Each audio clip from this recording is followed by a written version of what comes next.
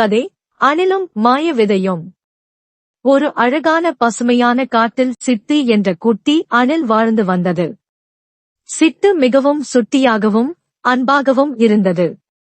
தினமும் தனது நண்பர்களான முயல், குருவி, மான் ஆகியோருடன் சேர்ந்து மகிழ்ச்சியாக விளையாடும். ஒருநாள் காட்டில் விளையாடிக் கொண்டிருந்த போது ஒரு பெரிய மரத்தின் அடியில் வித்தியாசமான ஒரு மின்னும் விதையைக் கண்டது. இது என்ன விதையாக இருக்கும் என்று ஆச்சரியப்பட்ட சிட்டு அந்த விதையை வீட்டிற்கு எடுத்துச் சென்று மண்ணில் நட்டது. தினமும் அதற்கு தண்ணீர் ஊற்றி அன்பாக பார்த்து கொண்டது.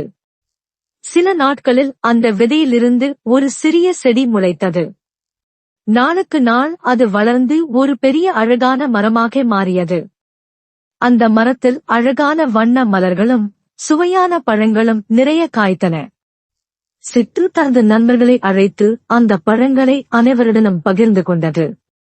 அந்த மரம் எல்லா விலங்குகளுக்கும் உணவும் நிழலும் கொடுத்ததால் அனைவரும் அதை மாய மரம் என்று அழைத்தனர்.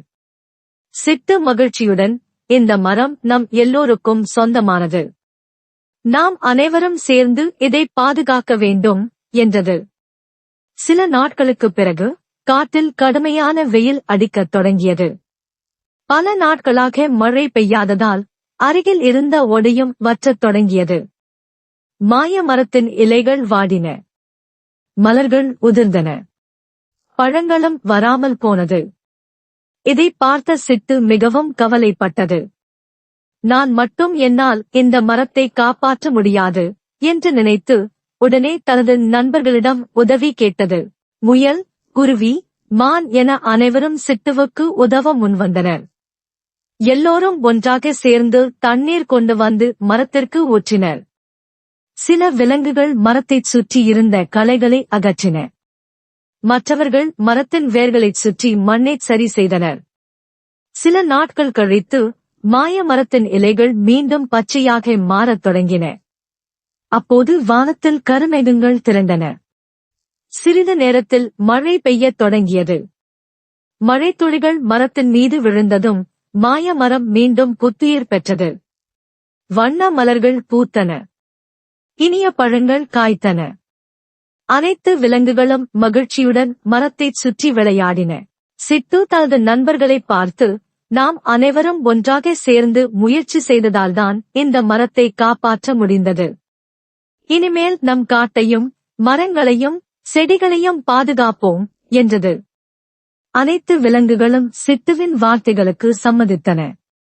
அதன் பிறகு எல்லோரும் ஒன்றாக சேர்ந்து காட்டை பாதுகாக்கத் தொடங்கினர். அந்த காடு முன்பை விட இன்னும் அழகான பசுமைக் காடாக மாறியது. சிட்டு அந்த மாய விதையை கண்டுபிடித்த நாளை நினைத்து மகிழ்ந்தது. அந்தச் சிறிய விதைதான் காட்டில் இருந்த எல்லா விலங்குகளையும் ஒன்றாக இணைத்தது என்பதை நினைத்து அது மிகவும் பெருமைப்பட்டது. அன்றிலிருந்து சிட்டு தனது நண்பர்களுடன் சேர்ந்து அந்த மாய மரத்தை அன்புடன் பாதுகாத்து வந்தது. அந்த மரத்தின் நிழலில் எல்லா விலங்குகளும் மகிழ்ச்சியாக வாழ்ந்தன. நீதி: இயற்கையை அன்புடன் பாதுகாத்தால் இயற்கையும் நம்மை அன்புடன் பாதுகாக்கும். நாம் ஒன்றாக சேர்ந்து செயல்பட்டால் எந்த பெரிய பிரச்சனையையும் எளிதாக தீர்க்க முடியும்.